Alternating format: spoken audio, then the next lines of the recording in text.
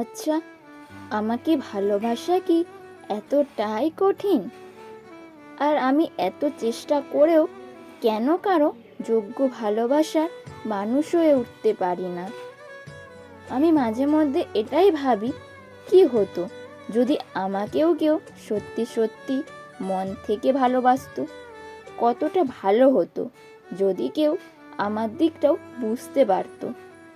আমি কোন কথায় কষ্ট পাই, কোন ব্যবহার আমাকে সবথেকে বেশি হার্ট করে, সব কিছু সে বুঝতে পারতো।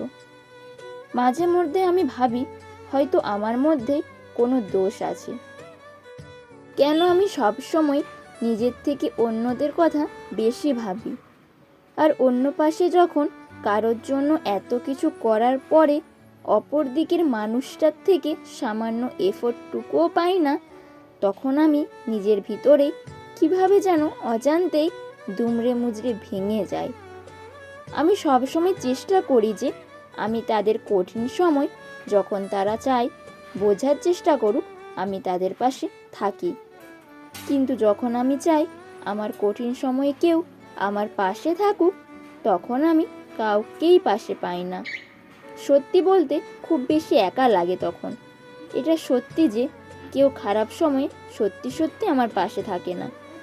আসলে কি আমি কারোর ভালোবাসা পাওয়ার যোগ্য না? কারোর যত্ন পাওয়ার যোগ্য না? তবে কেন সবশেষে আমি একা অসহায়?